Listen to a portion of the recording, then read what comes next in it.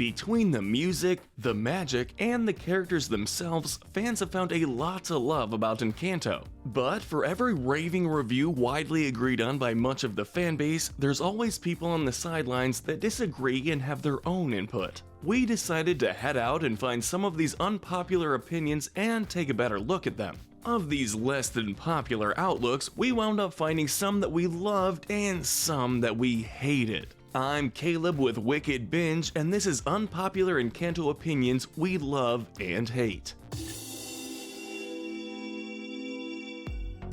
Let's start things out with the unpopular Encanto opinions we loved. Abuela is redeemable.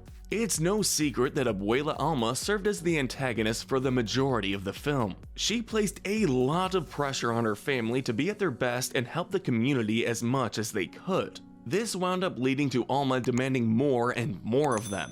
She piled countless chores onto Luisa, she pushed for Pepa to control her weather in order to make things more convenient for everyone else. Worst of all, Mirabel's lack of a gift led to Abuela acting cruel towards her. She made comments about Mirabel stepping out of the way, implying that Mirabel would mess things up simply by being present. You should leave the decorations to someone else? When Mirabel attempted to talk about Isabel and fixing the miracle, Abuela Alma refused to hear her out and blamed everything on her. Did that make Abuela an unlikable character? Absolutely. Does it make her irredeemable? We have to argue that there would be hope yet for Abuela Alma. Reddit user Unironic LOP Stan 23 commented that Abuela's backstory was rushed and that wound up hurting how the audience viewed her. To be clear, we don't think what Abuela Alma experienced justified the emotional abuse that she put her family through. We do, however, think that Unironic LOP Stan 23 makes a fair point when he says that Alma's arc was rushed towards the end of the movie. Through her memories, we see exactly why the Encanto is so important to Alma. During the attacks, her family had been one of the ones displaced. In the attempt to flee from the people attacking them, Alma lost her husband and was left raising her children alone. She had to figure out how to lead not only her family but a whole community while still fairly young herself. In the last few scenes, Alma was finally shown meeting Mirabel halfway, acknowledging that Mirabel had her own way to help.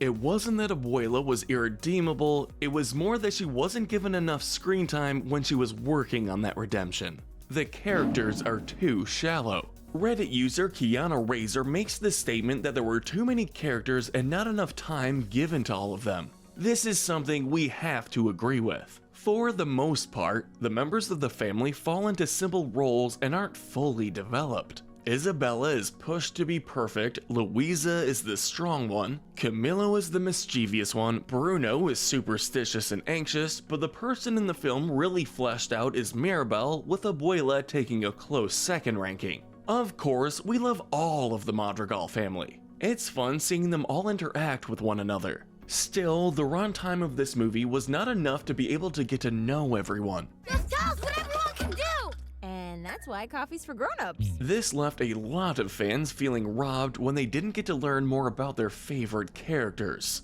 Other films that have a larger cast can also struggle with this issue. For instance, if Kung Fu Panda or Shrek had been kept at one movie rather than getting a whole franchise, we would know next to nothing about many of the secondary characters. So this issue isn't going to be resolved unless Encanto was developed more with either a second movie or some other expansion. Fun but disappointing. Reddit user Isaiah Trenton created a long post pointing out a few of their issues with the movie. One of these reasons we had to post here on the first section of our ranking. Encanto needed a flesh and bone villain, they wrote. Isaiah Trenton made the comment that while the casita falling and the magic failing was compelling, there just wasn't enough screen time given to getting it back and no clear villain to fight against. Yes, Abuela was the antagonist, but that didn't solve what the characters were meant to go against in order to keep their miracle. This user compared several other Disney films, stating that it would have made more sense to have the casita falling at the climax of the film and how the second act ended. Instead, we were left with only a few minutes remaining.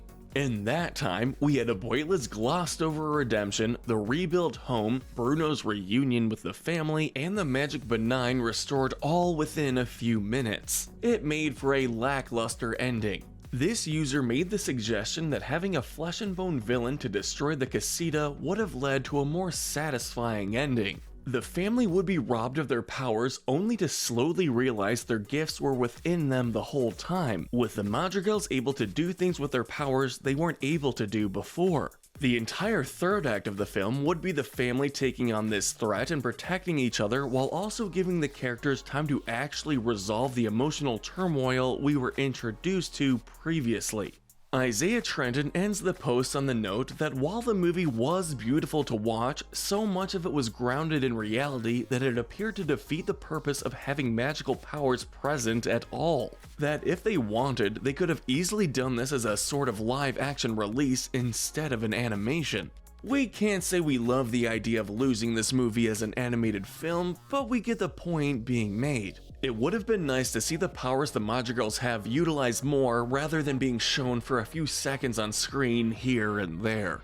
Finally, we've come to the latter part of our list. Let's talk about the unpopular opinions we hated. Surface pressure did not fit the movie. While we did find a few people that shared the sentiment, we wanted to use Reddit users Makin' Bacon Pancakes comment on the thread. This user stated that they felt Louisa's song didn't fit in with the rest of the movie, citing that Coco did a much better job at having songs that truly captured the culture. The user pointed out that Under Pressure was more of a pop song and so made the argument that it didn't fit with the rest of the film. Users Saliners and Simsasima both added that they didn't enjoy seeing Louisa dancing with the donkeys as it shifted the tone of the song too much. We completely understand this opinion, but we still had to place it on this section of our ranking. As far as Surface Pressure sounding like a pop song, we also have to point out that much of the rest of the music is much the same. Yes, there is more traditional music used, but Isabella's What Else Can I Do and Mirabel's Waiting on a Miracle were also within that same vein. We wouldn't have minded music that resembled more of what was used in Coco, but the context is a little different. In Coco, music was a vital part of the plot. It wasn't a surreal escape to vent a character's frustration in a surreal subspace, which meant it had to be far more down to earth. In Encanto, however, the songs are purely for us, the audience, and not really so much for the actual characters themselves. As TikTok user Straw Hat Goofy pointed out, a more accurate comparison to Encanto would be The Incredibles, due to the themes of family with powers being used to describe the dynamics within said family. For the final point of Louisa's songs having a tonal shift issue, we can understand the point being made, but we have to also argue that there was a reason for the song being performed the way it was. In the original concept for the film, there was a scene where we would actually be able to see into Louisa's room. The creators described it as being cold and unforgiving, while inside there would be a secret door that only Louisa knew about. In this secret part of her room, Louisa would have been able to play and be as expressive and carefree as she wanted. Since this scene was cut, this was shown in another way, having Louisa dance in several parts of her song. Throughout all of Surface Pressure, Louisa is seen protecting Mirabel. She keeps Mirabel from being crushed. She adjusts Mirabel's glasses for her, she takes down Cerberus, she crushes a giant iceberg and leads Mirabel to shore. There was even the contrast where Louisa was briefly crushed by the house when she was alone under it, but as soon as Mirabel was beside her, Louisa was able to lift everything. Having all of these elements showed Louisa's need to express herself as playful, but also displayed how she was always torn from having fun with her responsibilities to the family. So yes, it is silly in places, but it's meant to be. They should have lost their gifts for good. After the casita falls and the miracle is extinguished, we see the Madrigal family struggling to be unable to use their gifts for the first time since they were children. While Disney loves a feel-good ending, some people like Reddit user Fra080389 believe that their powers should have stayed lost. We can see the pros of having the Madrigals learn to live without their powers. They would gain a better appreciation of Mirabel and how she lived her life, and they would have been able to escape the expectations that had been placed on them by Abuela Alma at a young age. will bring a new generation of magical blessings. Ultimately, we felt the cons outweigh any pros. We see that the community relied heavily on their powers. Luisa was able to help not only gather the donkeys, but help people's homes from collapsing. Peppa was able to keep the weather the perfect condition for crops, ensuring a plentiful harvest every year. Julieta was able to heal all broken bones and viruses, meaning they didn't need much as far as medical supplies went. And those were just the ways the gifts were utilized that we really got to explore. It would be tough to see how the community as a whole would be affected if the entire Madrigal family was without their power permanently. Yes, they all likely would have found a way to make it work. After all, they had managed when Julieta, Peppa, and Bruno were too young to receive their gifts, but we can't help but feel that it would have eventually led to some unrest. In the end, we have to point out how the family behaved when their gifts were restored in the final moments.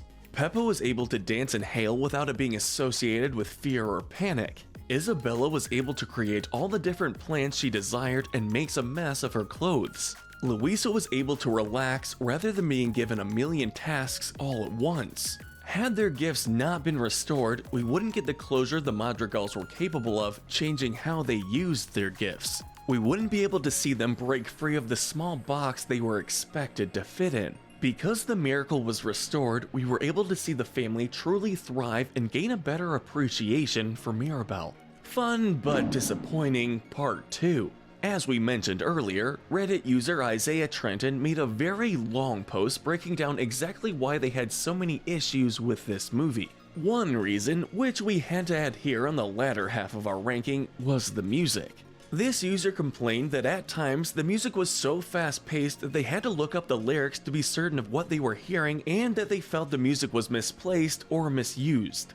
The main argument was that when music did occur in the film, it appeared to cut into moments that could have been given more depth. They provided a couple different examples of such interactions. They suggested how Isabel should have reacted to being able to create a cactus without immediately breaking into song. They provide another sample concerning Luisa, suggesting that it would have meant more if Luisa had been able to have a heart-to-heart with Mirabel while ranting about her chores. Isaiah Trenton made this statement that they believed when the songs were used, it didn't do much to create any depth. They made the fair observation that in musicals, each song is meant to be a way to further the plot and character development. When it came to Encanto, they felt this wasn't the case. While we can understand this to an extent, we have to point out a few things. First, Luisa did in fact have a heart-to-heart with Mirabel. A short one, yes, but they did talk after the song Surface Pressure, with Luisa being the one to direct Mirabel to Bruno's room in the tower. Start with Bruno's tower. Find that vision. With Isabella, their heart-to-heart conversation took place during the song, as Abuela showed up after the musical number ended, with Mirabel expressing that she had no idea how much stress her older sister was under, which is why they were able to start healing the cracks in the casita during this number. This same user made the passing comment that Encanto had the energy of a stage play, and we can agree with that sentiment. The people of the village act as a choir, voicing all the questions that the audience would have. The casita itself is set up a lot like a stage, with everyone free to look in and observe at their leisure in order to check in on the family. We wanted to point out that this observation helps support the fact that the music is quick and high energy. Mirabel especially is animated as she tries to get everyone around her to match her energy, be it the children in the village or her siblings. We also wanted to make the argument that the musical numbers in Encanto do a fine job of pressing the plot forward. Waiting on a Miracle, We Don't Talk About Bruno, What Else Can I Do? All of these songs have a clear message and show the motivation of each character singing. Just like with other musicals, if one were to listen to the soundtrack without seeing the performance, it's fairly easy to follow along with what's happening. That's a pretty good indicator that your songs are clear and doing what they're meant to do. But let us know in the comments section if you agree with our ranking, and tell us what we should cover next. Remember to hit that notification bell and binge more of our videos. But most importantly, stay wicked.